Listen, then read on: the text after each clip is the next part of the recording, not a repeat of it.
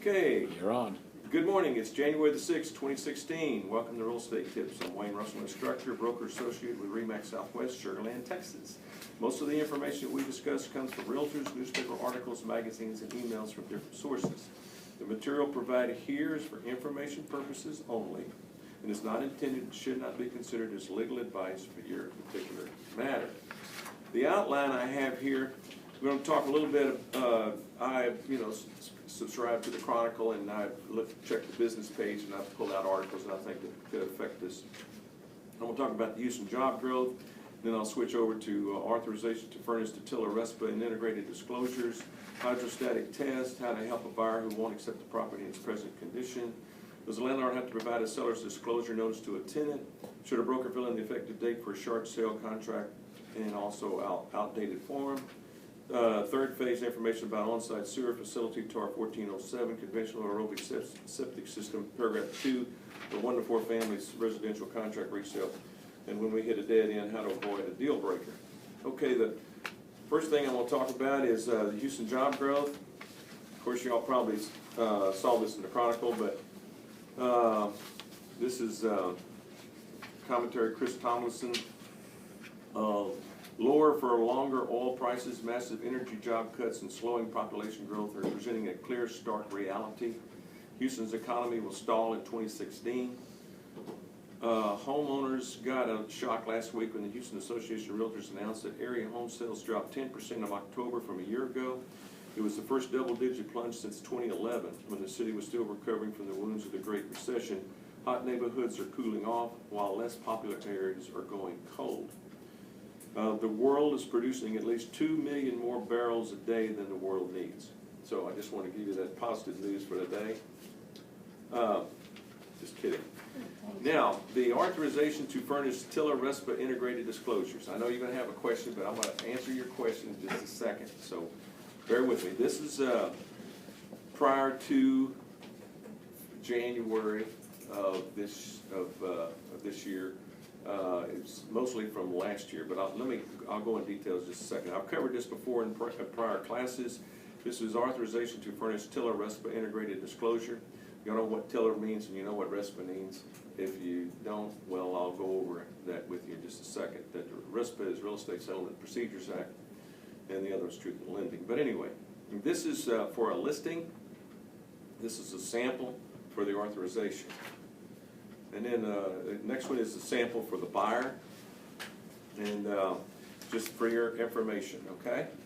Now, if you have deals under contract prior to, say, January the 1st of this year, I would consider getting that. But, of course, if you have anything under contract. Now, if you have a listing, I'll get to that in just a moment. But as you see on the next page, the page 2 of the third-party financing condition addendum, which is this page right here, it states at the bottom of, this is the new stuff, it's dated, it's for this year. It says authorization to release information. Buyer authorized buyer's lender to furnish seller and buyer are the representatives information relating to the status of the approval or finance for the financing, and seller and buyer authorized buyer's lender, the title company and escrow agent, to disclose and furnish a copy of the closing disclosure provided in relation to the closing of the sale to the parties' respective brokers and sales agents identified on the last page of the contract. So it appears that since you're going, if you use the correct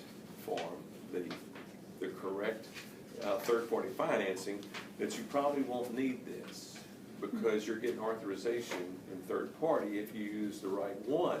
Now, sometimes agents use the wrong form, and so that's why I'm here to keep you abreast of what's going on for the changes. And a lot of your changes, and I've gone over before, move from one to 4 to third party. So I've gone over third party before. Now, information about brokerage services. Now this has changed too. And one of the agents in the office said that, you know, it sure would save us some time if you're using the forms in the back. Sometimes you go zip. But I went ahead and put the licensed broker or broker firm in the information about broker services in the back, so it's just for your convenience. And so I've got in there RE/MAX Southwest and the license number that's on that, you know, your phone number list. I use that license number And of course, the email, I use a neutral email, the front desk at RE/MAX. So I've got that in the back there just for your convenience, so that I had to put an email down there from the office and also for the designated broker. The designated broker is the, go ahead, Betty. In the back where? Where all the forms are, contracts. 1 to 4, information about broker services. Yeah, well, all the paper, where all the contracts are. So I went ahead and put. Blanks. So we're gonna find Yes, this form yes. and. This would be the new one. And I've added, what I did, one of the agents says, you know, it sure would save some time if you could put the information in there and then all you have to do is add your name. Because now, let's just say you're an independent, like, say, Robert, or you, Betty, that you'd just be the sales agent associates. You're not, or you could be the, well, you're not the supervisor, you are the agent, you are both. But I mean, you'd have to just take it in one place. But let's just say you're working for, in a group, like Stewart or Bill Moore or somebody. Then you'd have to put their name in there as the supervisor, and then you add your name at the bottom. Oh, see, I thought maybe in these two supervisors, there was the designated broker firm, that'd be Jennifer, right? Yeah. Right. I'll put that in there. Licensed I supervisor. put the license, her number in there. And then the next one, licensed supervisor of sales agent, we all would say it's Jennifer Wayne, right? Well, here's what I did. The licensed broker / broker firm would be RE/MAX Southwest.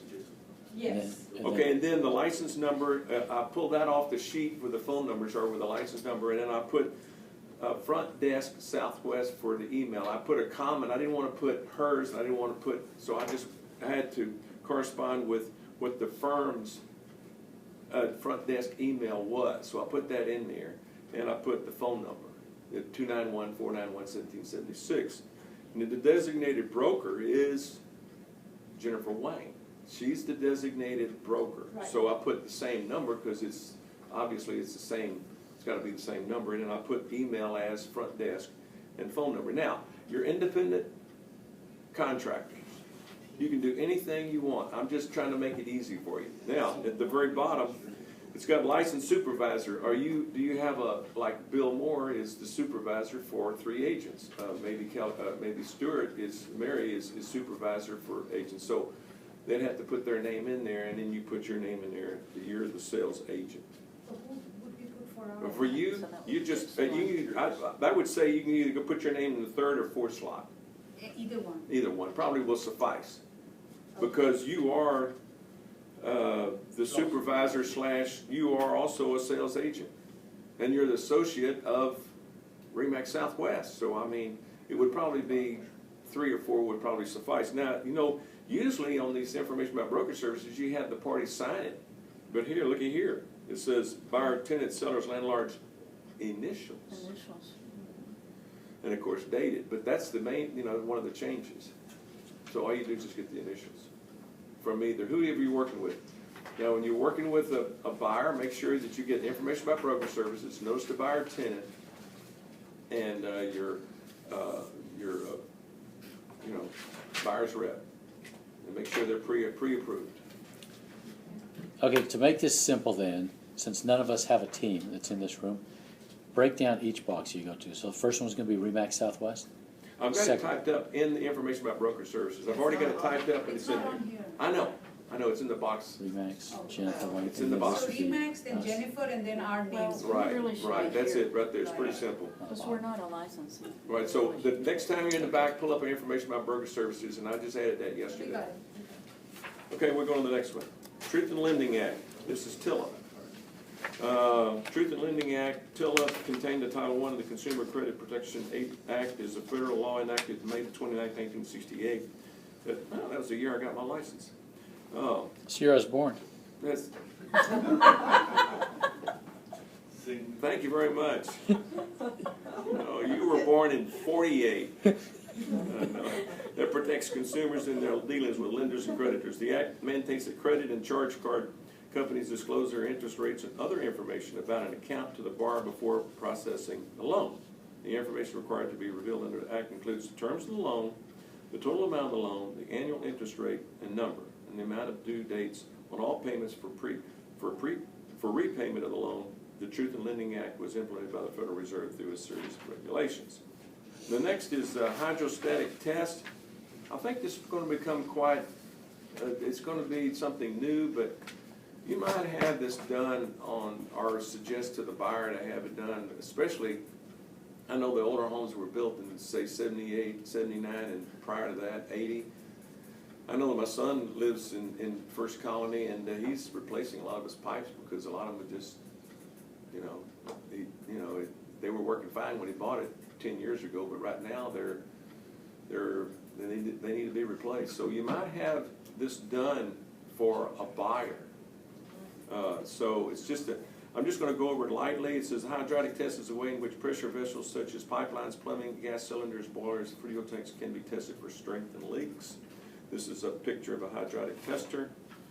The next page is some more information about testing. And then the next one is pipeline testing. Hydro testing of pipes, pipelines, and vessels is performed to expose defective materials that have missed prior detection, ensure that any remaining defects are insignificant enough to follow operation at design pressures, expose possible leaks, and serve as a final validation of the integrity of the constructed system. The next one is how to help a buyer who won't accept the property in its present condition. So in other words, when you're working with a buyer, make sure that they check 71 or 72. Now, if they check 71 and they don't, say, put an option period in there, and they check 71, they're buying the property in its present condition. If they don't give you the option money, then they've waived the right to terminate the contract. So what do they do about the earnest money? Well, you may have to fight over that for a while. They'll probably send you a release of earnest money for the buyer to get it, and you're going to have to send it back, talk to your seller, and you may be sending them back a release of earnest money to the seller. So sometimes neither one will agree to the release. Because they say, well, it belongs to me because of certain circumstances. Tell them to read the contract. So if you don't give them an option period, you can't terminate the contract. You just send them a release of earnest money. Because you waived it because you didn't do it within 3 days of the date of the contract. And so the reason why I'm going over this is because I know someone that's had this little problem here, but I won't mention any names. Excuse me. Okay, next is how to accept. My buyer client doesn't want to accept the property as is and is offering a 1 to 4 family contract. He would rather wait until after the inspection to list specific repairs he wants the seller to fix. Can I just leave both boxes in 7D1 or 7D blank? And can I check 7D2 and write the repairs to be listed following inspections? No. Leaving both boxes in 7D2 or altering the contract terms by adding language 7D2 that doesn't list specific repairs could violate the Texas Real Estate Commission rules. The buyer should only choose paragraph 7D2, or if he knows the specific repairs that he wants the seller to complete, the seller's expenses. Otherwise, the buyer should check 7D1. In other words, if you check 7D2, you're going to have to spell out and be real specific. Now, either one, I'll go into this a little bit, you still ask for more during your option period in addition to. I like 7D2 because I like to put in there, I want to make sure that the seller's going to provide me with a clean certificate of compliance with no provisions, clean certificate of compliance, like you have in certain areas. Not all areas of First Colony, but certain areas you need to have a certificate of compliance. Also, I want to make sure that the seller treats for termites if there are infestation. And I might put in there for the seller to pay the foundation fee, because if you don't put these things in there, and if you probably don't have enough room, you're going to have some misunderstandings in closing. Who's going to pay the foundation fee, especially, and you know what the foundation fee is? It's the fee that for community enhancement fees that are charged if you live in certain subdivisions like Riverstone or Sienna and other subdivisions. So, okay. So 72 is going to be just more of, if you observe something as you're walking through, you want to have repaired, but nothing to do with the inspection. Right. And then in addition, you can ask for more. I'll get that in just a second. Most buyers in this situation will also choose to pay a termination option fee as provided in paragraph 23 in exchange the right to terminate the contract for any reason. In other words, they could care less. I don't like the color of that wall. It's an unrestricted right to terminate the contract for any reason. During the termination option period, an inspection can be performed and its specific repairs are identified. Either the parties can negotiate, amend the contract to address these items, or the buyer can terminate the contract. And also, this is page 4 of 5. Property condition is 7D1 and 7D2. Exceptions of 7D, it says acceptance of the property as is means the present condition of the property with any and all defects without warranty except for warranties of title and warranties of this contract. So if the party checks 7D1, it's as is. I mean, you can, I mean, if you after the option period and you ask for repairs, well, you know, you're gonna have to be fighting over the earnest money. So what I like to do is have, like, if it's a, say, $2,000 or $3,000 earnest money and no option money, I'd like to ask for, I'll just give you a break. I'll give me 1,000 option and $100 earnest. I'll save you some money. And a lot of people don't like to pay that option money fee, but I tell you what, when it first came out, I asked for 1,000 earnest, 1,000 option. I had about 4 offers on the house. I said, who's gonna put 1,000 earnest, 1,000 option? One of them says, I will. Did we have any problem about repairs? I don't think so. They really wanted a house. But anyway, it says right here that in the next paragraph, it says that buyer's agreement to accept the property as is under paragraph, let me go back here. Buyer's agreement to accept the property as is under paragraph 7D1 or 7D2 does not preclude buyer from inspecting the property under paragraph 7A, from negotiating repairs and treatments and subsequent amendment, or from terminating this contract during the option period. So you can ask, you can put 7D2 and then ask for more. That doesn't mean you're going to get it, but I mean, you know, I would, you know, I've tried to negotiate a deal with the buyer, and even in our office, and I said, you know, I want to make sure that you're going to treat for termites and provide a clean certificate of compliance from your HOA, and they said, well, we'll do that during the option period. And I says, no, I want to put 7D2 and I'll put it in now. I said, no, we want to do it in the option period. Well, I told my buyer, I says, you know, I think she's being a little unreasonable, because I want to make sure these things, make sure that you're protected. And the buyer goes, let's go look for another house. So, I mean, but everything is negotiable. Okay, and then the termination period. The reason why I pulled this up, 2 of them, is because the date of this 1 to 4 is 4/28/14. Well, the one I have extra here is dated 11/2/2015. So you can imagine the changes come, well, it looks like to me about every 16, 17 months. So that's why I'm here, to try to keep you abreast of what's going on. But this is the old one. And I just want to bring it to your attention that there is a change in the termination option, paragraph 23 of the old and the new. But anyway, those are the 3 things you have to fill out, and you need to put the option fee of $1,000. Did I get your attention? And X number of days, 1 day. No, that's all negotiable. Sometimes it runs from about 7 to 15. I'd say the average is probably in the 10-ish. But as I said, everything's negotiable. And of course, put in there that the option money will be applied to the sales price. Now, the other one, on the other side, the one that I gave you next to it, is that they've added that the option, it doesn't end at midnight, it ends at 5 on that 10th day or whatever day you have. So I want to show you that there's a difference of the old contract and the new contract. Can I just ask a quick question? Mm-hmm. If you're representing the seller and the buyer does not ask for a termination option period, and these are all blank. Yeah, they're all blank. He doesn't have the right to terminate. He's buying the property. Did he check 7D1? Yes. Okay, then he's buying the property in its present condition. Yeah, but my question was, if there's nothing filled in these blanks, Then they don't have the on right. paragraph 23. He doesn't have the right to terminate the contract. Okay, but my question was, it's all blank. Do I leave it blank? Or do I put in Hey, I bought property. 0? Okay, well, hold on for a second. Hold on for a second. I had a buyer that had looked at several, let me give you this scenario. I had a buyer looking at several houses, and they always had problems with the inspection report, and she always hired engineers. She didn't just hire just anyone, and those engineers cost about $1,000 every time inspection comes up. So she would terminate the contract in less than 10 days. She went to the second and terminate the contract. Well, at the same time, on this third house she was trying to buy, the seller had gone through the same scenarios. And they'd gone through one contract, and they'd gone through a second contract, and they keep terminating the contract. And the seller was really, you know, really motivated to sell, but he didn't want to go and take an option. Here's the copy of the inspection report, and these are the things I've done, and you can take care of the rest later. So I gave him an earnest money, and I gave the listing agent the option money, and they said, here's your option money back.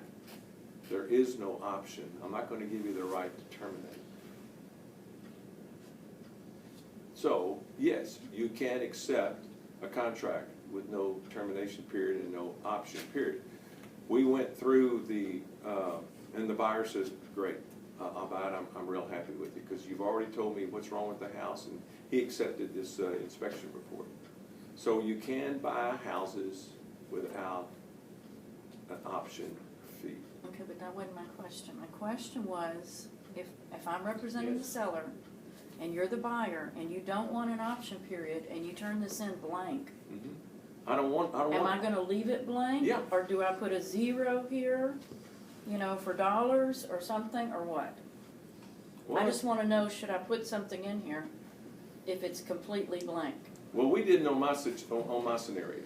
Okay, all right. So I mean, you know, hey, you're So, all. so in theory, if it comes to you blank and you accept it as is without putting anything in there, that's binding that they're not given an option at all. Oh, I understand that. You put I'm a saying, 0 on the there's a form, counteroffer. do I leave it blank or put a $0 here? Well, wait a minute, Make it clear. hold on for a second now. You could make Let's it just clear. say, for instance, you get a contract and you make a change. You take the initiative to make a change in the contract and don't get initials by everyone or add something, then it could be you're practicing law. Or you could be changing things that the buyer may not be aware of or the seller might be aware of. So if you insist on putting 0 for the option period, Maybe write an earnest on the check. tell the buyer's agent to put 0 here. Okay. If it's blank, it's blank. So that's how I handled it, it was blank. So the buyer did not have the right to terminate. Now, in your scenario, they want to terminate the contract. They sent you terminations and release of earnest money. All they had to do is just send you the release of earnest money, and the buyer wants the earnest money back. And you can just tell them that 7D1 saying you're buying the property in its present condition. You know, so, and then you send them a blank one. But if they're starting to ask for the earnest money, tell them to sign the release of earnest money. All parties sign on the buyer's side, and you take it to the seller and see what they want to do. Now, don't forget now, when you sign a contract, you cloud the title, so you can't sell that property to anybody. Oh, you can move it to another title company. Oh, I'm the buyer. I may just send a copy of the contract registered to all the title companies in Texas. So, return receipt requested so I can cloud the title, yes. Okay, so if we're fighting over the earnest money, You may not get and we it. get another buyer, I'm representing the You seller. can't sign the contract because you clouded the title. You can't sell the contract and go to the same title company for sure. Because the title company is going to say, I've already got a contract, so we need to get a release of earnest money. So you have to tell your buyer, or you have to tell your seller that if you don't get this release, then you go by the steps on the last page of the contract, make a demand for the earnest money. And if they don't respond in a certain X number of days, as per the contract, you get your earnest money. But you still can't, but let's say you make a demand for it and you have another offer, maybe you have 10 more offers coming. You can't do anything until you get a release. If you can't get a release, then if they don't respond within so many days, ask the title company, after we make a demand and they don't respond, then can you issue clear title? So this business right here is really simple, and we're just trying to learn just a little bit. of this business. Don't forget, there's commercial, as Robert's involved in, there's acreage, there's talking about minerals and royalties, there's high-rise office buildings, there's, we're just covering just a little bit of real estate. And it's enough to pull your hair out. Okay, let's go to the next one. Does a landlord have to provide a seller's disclosure notice to a tenant? Does a landlord have to provide a seller's disclosure to a tenant entering into a lease? No. The section of the Texas Property Code requires the tenant. The notice does not apply to any lease transaction. Should a broker fill in the effective date for short sale contract? Well, a broker which sales contract has been executed by the buyer and the seller, the price is less than what the seller owes, and the sale is subject to the lender's approval. You know, this used to be years ago, Betty. Remember the old PMI approval? Yes. It's basically, you know, the same thing. It's just, you know, PMI approval. So I mean, that's private mortgage insurance, and then the person that has the mortgage could approve of a home selling for less than what is owed.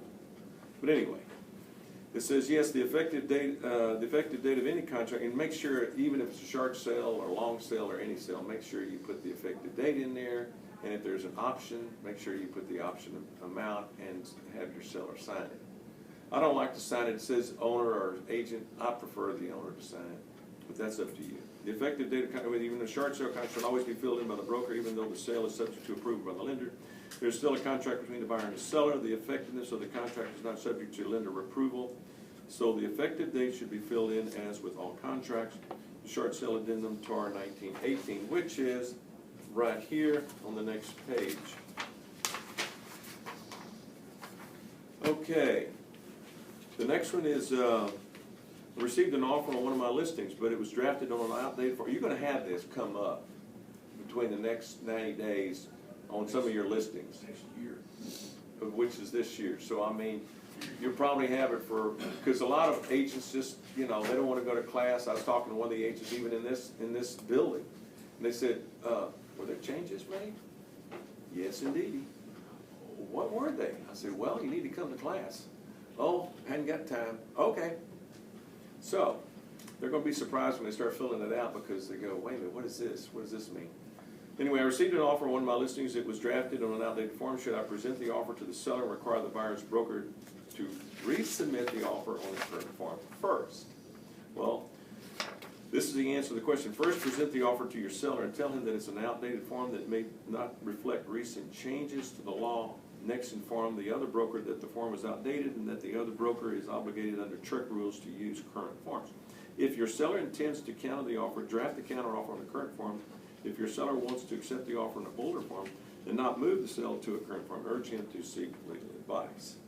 Okay, next one is your forms. When a property has septic system or other on-site facility, the seller can use information about the on-site sewer facility, TAR 1407. The next page is the information about on-site sewer facility. Now, if you're selling some houses in Sienna Plantation, some of them are on acreage, and some of them have septic and some have aerobic. You know, so I mean, I just wanted to go over that with you in case you run across this, dealing especially in acreage type.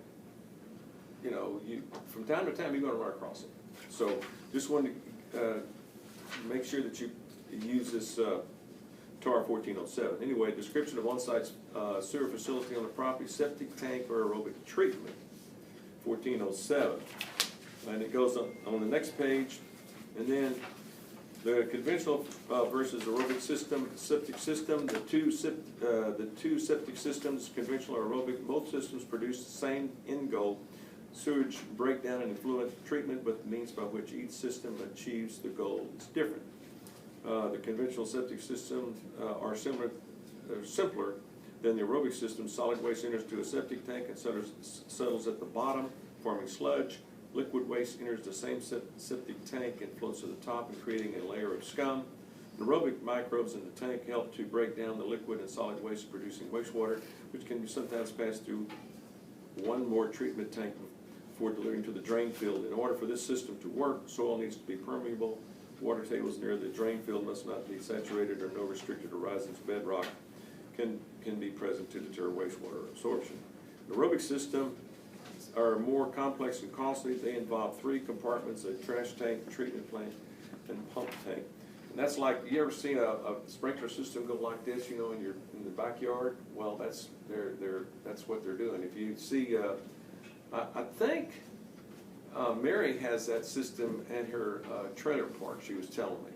She's got about 5 or 6 acres, and it's nice and green and pretty, but I wouldn't go out there and roll around in it. But I mean, that's the kind of system that she has in her facility there behind Braidwood.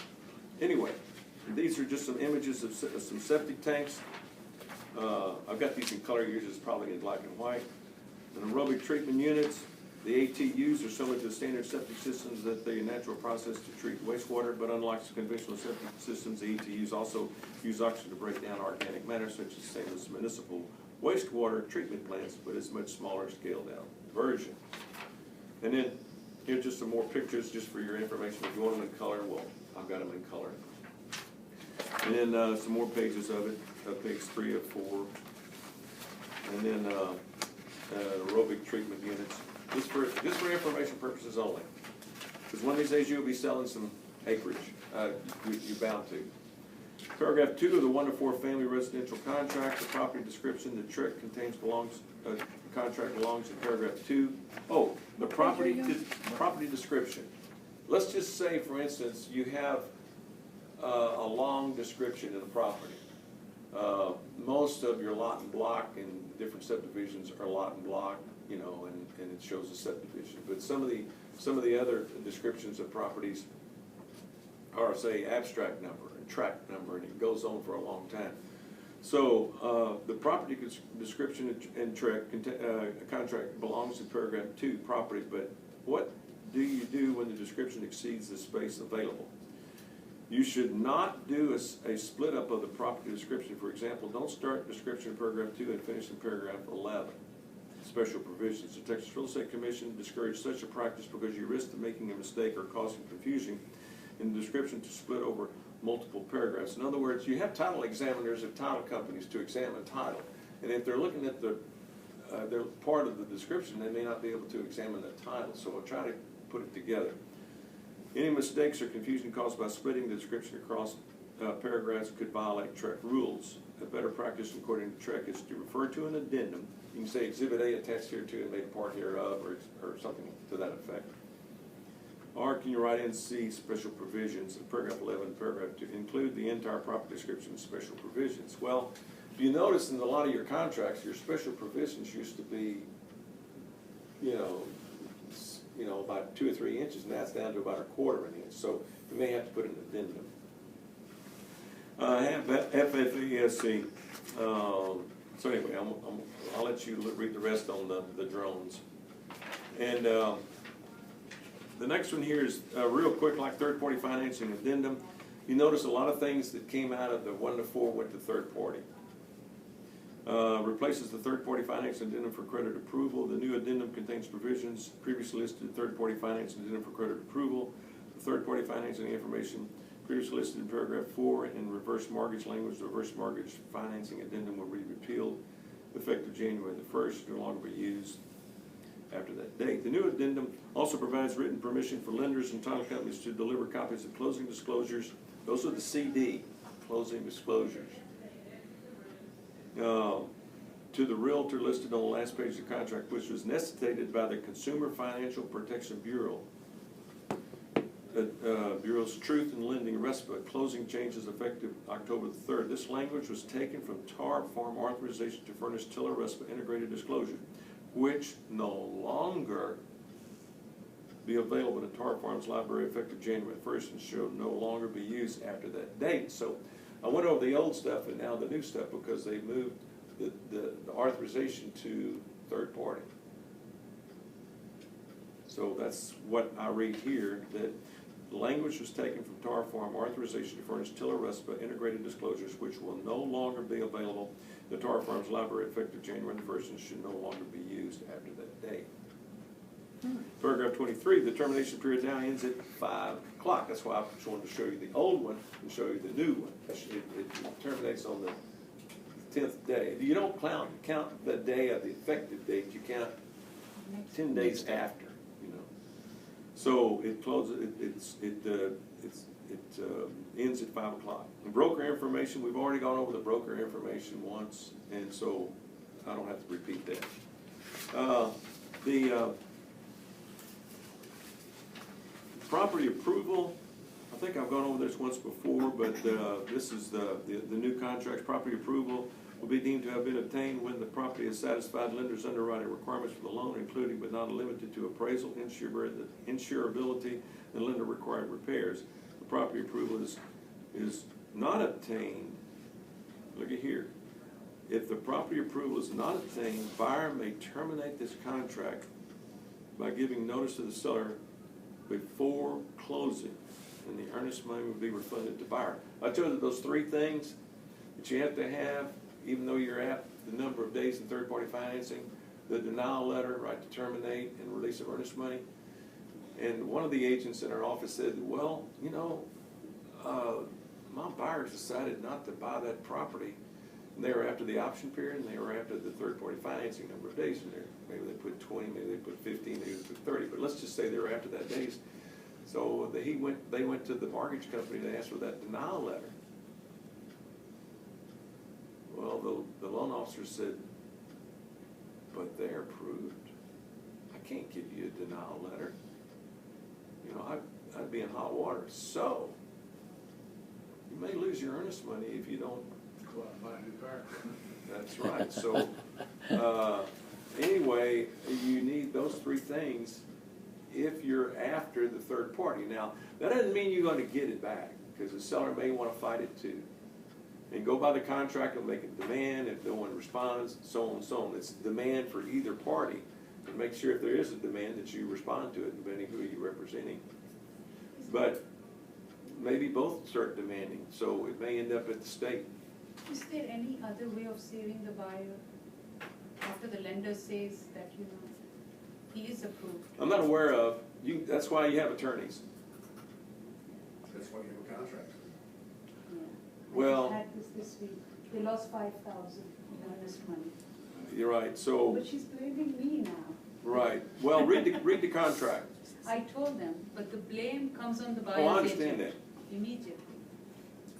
Tell them that I don't know of the best thing for them to do if they want the earnest money back is hire an attorney. Yeah, I told them. And that attorney, most attorneys work for nothing. Babylon. Just kidding. Your attorney's fees will be more than your earnest money. Exactly. Okay. Now, down here on the bottom here, it's got the authorization to release information. Well, this probably will not be in this contract because they moved it to third party. So it's kind of confusing. It looks like to me it's in the contract too, but it's also a third party. So I think they won't have it in both places. They'll probably have it in one or the other.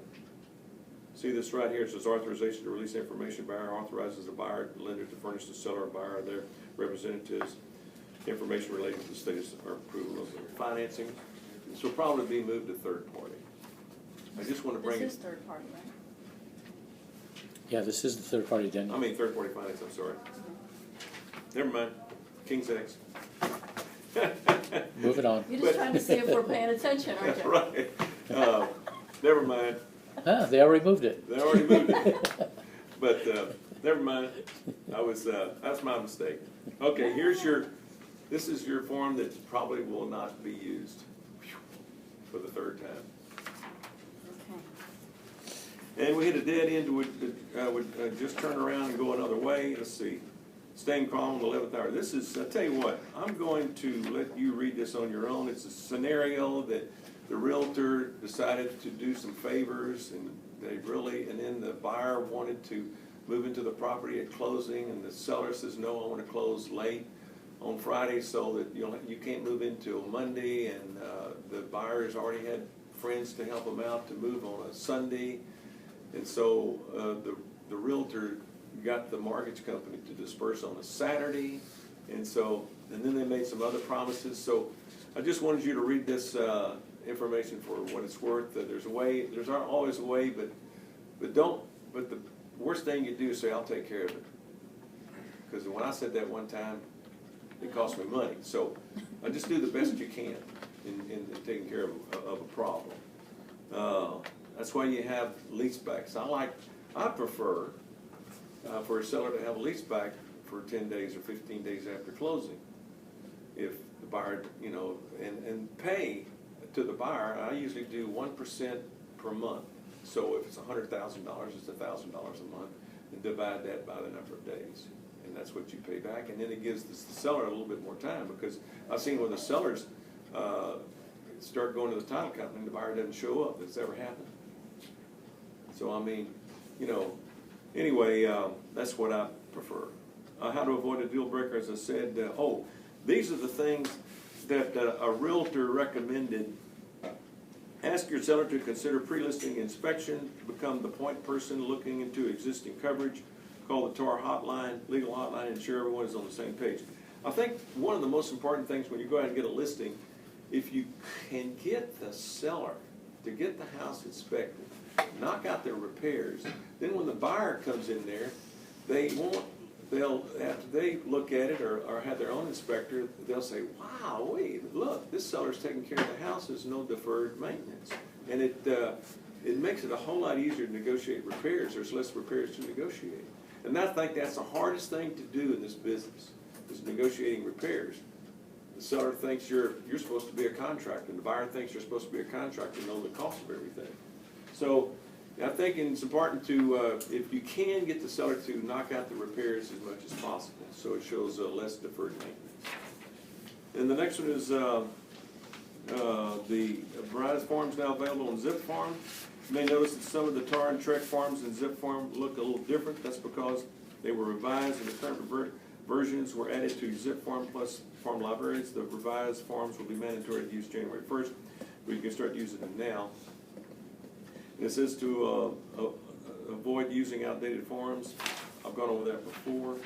And, this is something else in here. It says a form in your saved zip form templates. It automatically renews, yes. Well, this is what you saved. Let's just say you saved an old contract, and there's an old template in zip form that you saved.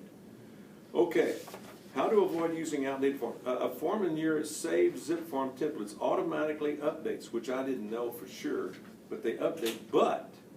So any new transaction started with a template will include the latest versions of all forms, and that's great. But if you copy an existing transaction to use as the basis for a new transaction, the forms attached to the new transaction might be out of date. Forms saved in existing transaction don't update. And the copied transaction is seen as an existing by zip form even after you saved it with a new name. To avoid risking using outdated forms, this is what I suggested last time. To avoid risking using outdated forms, start a new transaction, then attach your saved template. In other words, you might delete everything or make copies and then make new ones. And then if you have any addendums, make sure the addendums are new, and then you can make changes. But I would delete most of those old templates that you have. Okay. Next is TREC adopts education contract changes. Visit the adopted forms section of TexasRealestate.com to see the red lines of all revised TREC forms, which are effective January 1st. I went over that before in the previous classes, and also email it to everyone. And you should have that in your email. I emailed it to the front desk, and they forward that email, and it should be, and it should be attached. It should be in color, the changes. Paragraph 3 and 4, relationship between credit approval and property approval when a buyer may terminate has always been a source of confusion. We already gone over third party. Third-party financing addendum replaces the third-party financing addendum for credit approval. The new addendum contains provisions previously listed in third-party financing addendum for credit approval. It says the new addendum also provides written permission for lenders and title companies to deliver copies of closing disclosure documents are realtor listed on the last page of the contract. So you probably don't need that authorization anymore. I've said that a couple of times. Paragraph 23, the termination period now ends at 5. In broker information, we've already gone over that once. And TREC did not adopt changes proposed in paragraph 9. Those revisions address parties' options for handling delays in closing caused by new TILA-RESPA integrated disclosure rules, which will go into effect October 3rd. In other words, what I'm saying, the contracts today, I would try to be a little bit more liberal on the closing dates because of all the changes. Now, some mortgage company and loan officers will probably come to you and say, oh, we can close in 15 days. You know, so, great, but I'd be a little bit more liberal on number of days than third party as well as the closing dates. But as you say, we're all independent contractors. That's it. That's all, folks. Thank you very much. Got any questions?